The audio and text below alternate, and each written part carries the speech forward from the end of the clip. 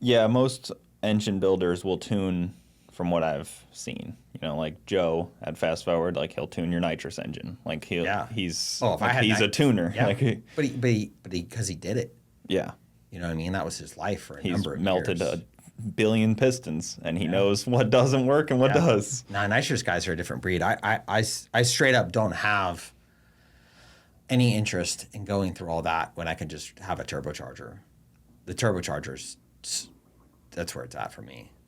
Yeah, I mean, my kid's Natalie is 6 years old, and she'll tell you turbocharger is where it's at. I mean, I'm really pushing that into her brain. I can't afford to her want a supercharger or a nitrous kit or something like that. That'll be terrible. We're sticking to the turbos. yeah, I unfortunately am turbo and nitrous, which is frustrating at times. Turbo and nitrous isn't bad, but you've got to know that it's like alcohol. Like, have a drink. Don't have 3. Yeah. But if you have a turbocharger and you need 100, give it 100. But you try to run 250 on it, you better have your stuff together. Mm-hmm. Yeah. Because if you don't, it's going to be hammering parts out of it. Like those guys that can elongate the small end of a piston pin, the rod. Mm-hmm. It's like, if you keep it rich enough that it doesn't torch, but it can't manage the charge, and you just beat a piston pin out of it, it's like, ugh, no thanks. Yeah, I try to pull out my engine as little as possible. And I know I've listened to some of your tech tip stuff, and you're on the side of like pull it out frequently and look at it. Learn about it. And learn before you are looking at pieces. Yeah. Which kind of something that early on resonated with me. No. Like, it's a lot easier to figure it out when it's not in pieces. Yeah. That was a huge luxury for me, to be able to afford to take it apart and look at it. I literally, you learn to see so much. Like the other day, a young man brought me an engine. It's just junk. The whole thing's junk. But it was junk the day he bought it. And the man that made it, he's just trying to make a living. So you're not going to throw him under the bus. Yeah. You don't even say nothing what you see. You just move on, right? But it's a multi-stage failure. But I don't have to go through that because I got to learn so much. Well, sometimes, like with that guy, is it incompetence or is it malice? Because if it's just incompetence, then that you can, that's like he just doesn't know. Oh, if it's somebody doing it on purpose, like, you bought valves, but he never put them in, like that should get blasted. I'll cut a piece off this thing, and one day I'll be in this neighborhood and stop in and say, hey man, like, you can't do this. You can't do it this way. But it's not everybody should build engines. No, not everybody should build engines. Unfortunately, there's not enough money in building engines that everybody wants to build engines. It's not the fast money route. There's a lot of liability in engine building. I had over the years, some of my favorites were a remote oil filter hooked up backwards.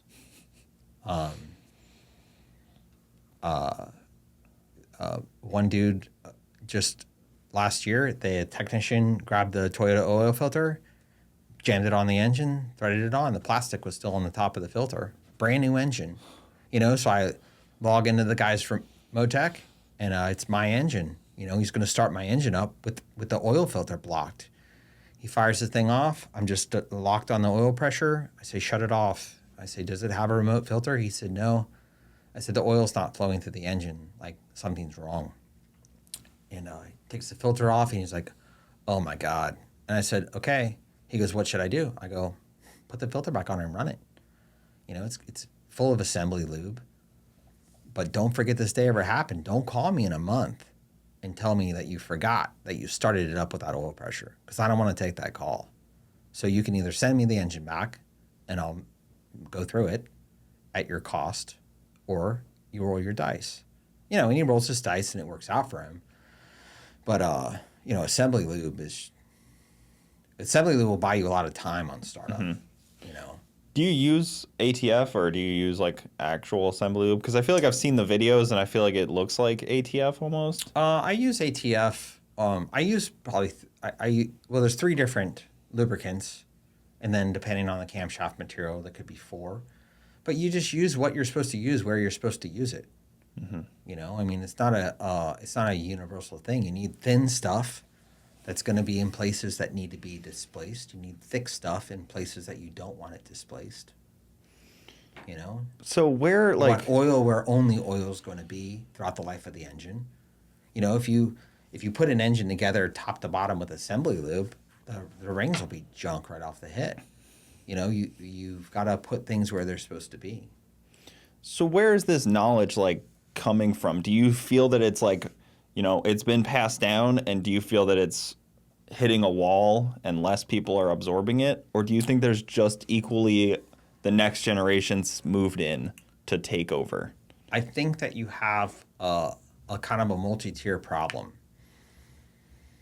The majority of guys that know what I know, because I don't think I'm special, I think there's a lot of guys that know what I know.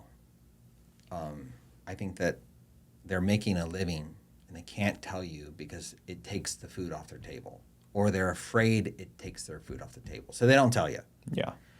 And then you have guys that their egos are driving them, and you couldn't help them if you tried. They're going to hit themselves in the head with the same rock every day, doing it their way, and you got to just let them roll. And then there are some young men that are genuinely interested, and I look at them, you know, if someone asks, like, what's that? And I'm describing what it is, and if I have their attention to where I know they're listening, I'll teach them whatever they want to know. You know what I mean? Like, yeah. What do I care? I'm 46 years old. There's more days behind me than ahead. The best thing I could do is teach younger people to not waste a bunch of time screwing up, you know, because I probably screwed up for 10 years. So I would love to teach people, you know. And you have taught probably more people than most, whether you know, directly or indirectly through videos and content you've created. Yeah. You've helped more than most, but I just worry that there's a barrier of like the next generation coming in. I got them, man. I got the kids. I see the kids. I talk to the kids. It's not going to be a problem. As long as the people that know stuff want to teach stuff, you can't let fear, you know, one of the things they told me when I was a kid, getting into cars, the old guys, they said it was all going to go away. I was wasting my time. Well, 25 years ago. Yeah. It's like, no, man, it's not. Better now than ever. Yeah, the moment there were two cars on a road, there was a race. And that's just the way it works. You could do, if you and I were kids on bicycles, we would see who was faster. We were going to do it. It's written, you know? So there's a lot of young men that want to learn. And I've got some pretty neat ideas, kind of like in play, but they require partners that will have a long view, because the money isn't the primary drive in it, but the money will come because the people that, you know, there's different when you're selling someone something and they don't really want to buy it but they need it. The money is very touchy. They you know, you got to pull it out of their hands. But when you're dealing with people that really understand the value of what they're getting, money's easy. It's just numbers. So I think that, you know, I got a couple things. There's a dude in Georgia I want to go meet with because I think he could help with the kids, you know, because he's got a lot of reach. And I'm going to go sit with him and say, hey, man, what do you think about this idea? But I would love to teach more. That would be pretty cool.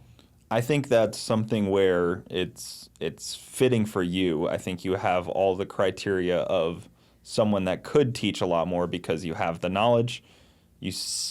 From what I've seen, you display information well and understandably, and then also you do have notoriety and reach. Yeah, we my older kid Gia, we left Bonneville, and we're gonna go south to Arizona, and we're riding down this road, and off to the right, you know, we're in the middle of nowhere. There's literally wild horses running next to the highway, nowhere. Then we stop at a gas station, and I hit the door, and the guy goes, "Jay?" And I go, "Yeah, man." And he goes, oh man. And we start talking about cars, and he's teaching his son things that he learned through YouTube with me. And we walk out, and my kid's like, oh, who's that dude? I go, I have no idea. We were just two dudes that like cars. You know what I mean? Yeah. And it's cool because that's. Yeah, there's an instant connection across the world. Oh my gosh. It's like a universal language. When I would work in Mexico, the men had the same exact jokes that we have here. I couldn't understand what they were saying, but I was watching it. I'm like, same jokes. Yeah. Same exact jokes. You know, we're just car people. Well, to me, like, I'm a first generation car guy. Like, my dad. I wasn't going to bring that up, but you could tell. Yeah, I'm sure you can. When we first saw each other, I was super green behind the ears. I was like 17 years old, never been around cars my whole life. Like, finally started to, like, actually go around cars because I moved from New York and, you know, fishing country to Florida where there's cars, and, like, Yeah. seeing videos like what you were doing helps somebody that has no idea what is going on. Because, not to, you know, badmouth my dad, but he's never a car guy. He never cared about anything cars, never touched a engine, couldn't tell you anything about a car. Yeah. Didn't have any interest. My dad wasn't into racing cars, but I think if he could have afforded it, he would have. He started having kids at a young age, but there was always something to fix. So I think I probably put head gaskets on something at 12 or 13 years old. I have no idea how I got the distributor back in. I probably had a manual or something. But I was working on stuff pretty early, you know, because it needed to be done. I mean, my parents had a small business, and there was a lot of trucks, and they were all junk, and you just had to keep junk on the road. Mm-hmm. Yeah. It's necessity. Yeah. Yeah. Kind of, that's the breeder of all of this. Yeah. Yeah. The wants and the needs. Guys, thank you for tuning in to the Bogetti Clips YouTube channel. For the full podcast, check us out on Bogetti Studios YouTube and all your audio platforms. Also, hit that subscribe button to not miss out on any of the new Bogetti clips coming up.